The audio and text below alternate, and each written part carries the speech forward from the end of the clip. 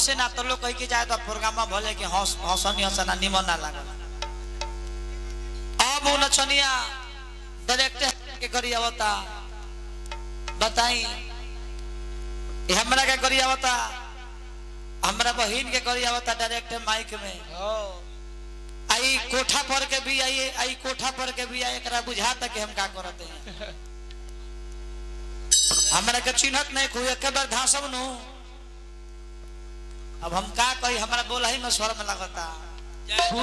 फूल देना पुत देबू एक लार में एक बार धासम के बूढ़ बंगाल हो जबो एक बार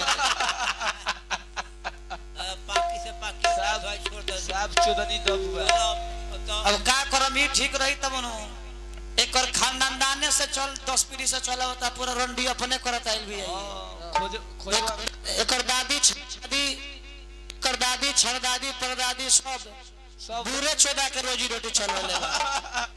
वो कुत्ता से ना बोला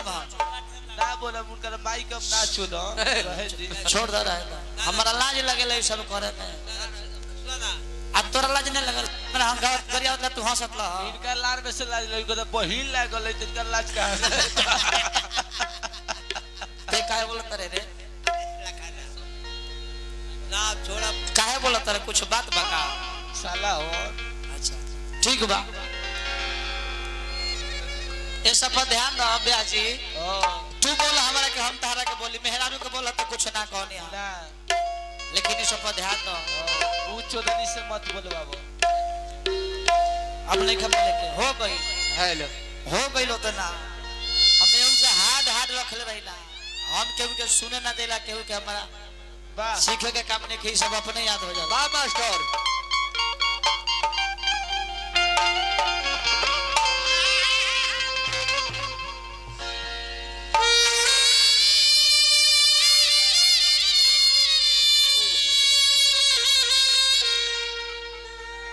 बढ़िया गीत बजाता बढ़िया और कर बाद बढ़िया एगो दुलादारी गा देता है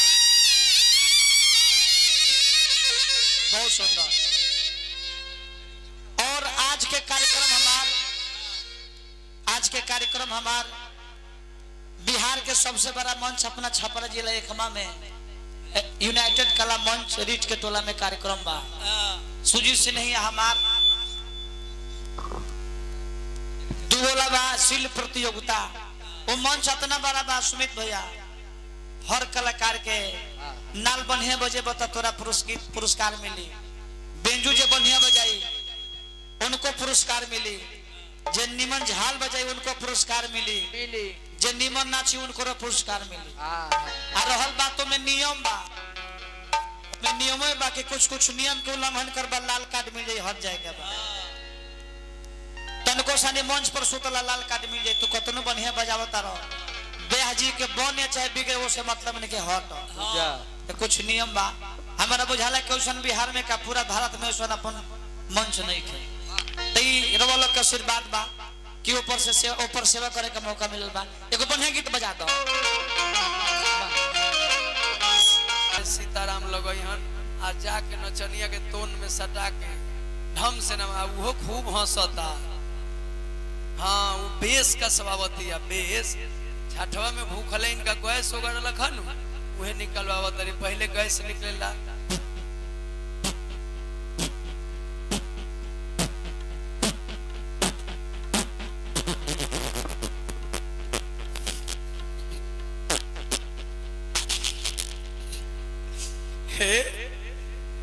चुरुक देले हवा नचनिया भोला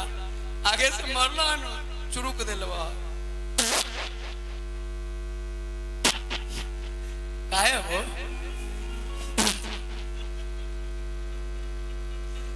अच्छा बताओ तू नाचे आल बारू बताओ ये दोनों काम कह देता रू आई काम अगर कमेटी के लोग करी तो लोग कहत कि नाजायज होता देखा देखे माने ई काम करे ही के भाई काम तो एकरा लगी स्टेज बनावल बा स्टेज नहीं खे बनावल भोला जी ई महिला नु हियो केस हो जाई नहीं कह जानो केस हो जाई सम्राट भाई सम्राट चौधरी जी दूसरा के फाइल देखता रहा उनकर फाइल जब देखेगा वो 76 गो 76 केस में फसल बा आ तू खूब हंसा तारा गुरुदेव जी, तू सम्राट चौधरी से कम नहीं कर।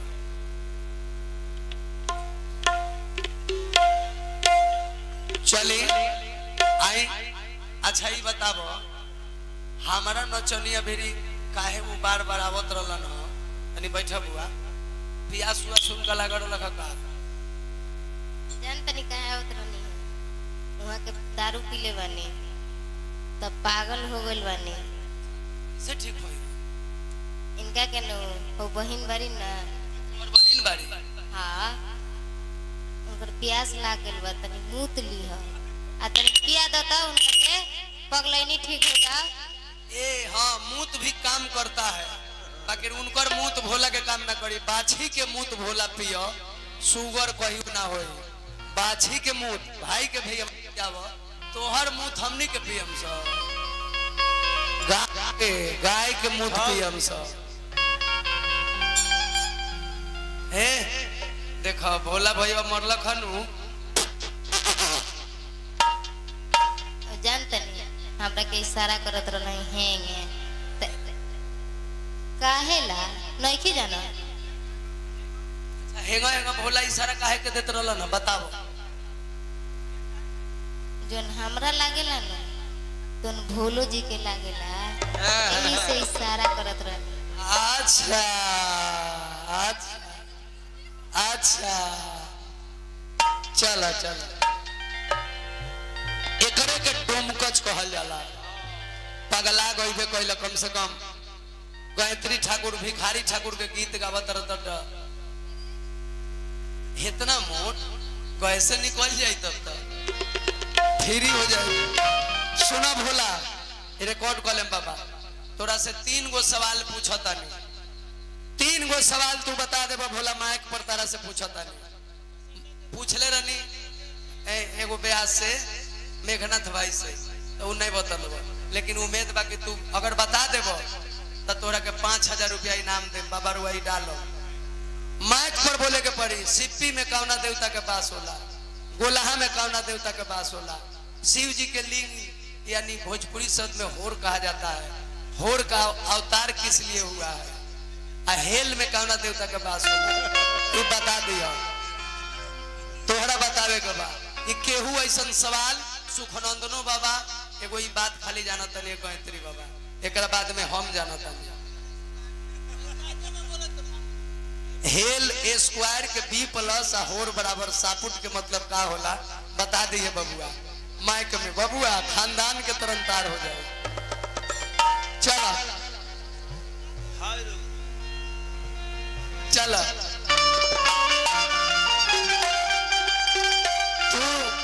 तू नहीं खा बता सकत,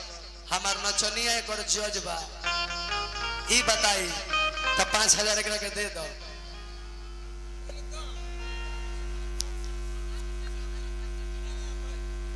बता दे हम रोवा 5000 दे हम रोवा कौन हेल में होता ना सब बता दे हम। चलो जय हो छठी मैया।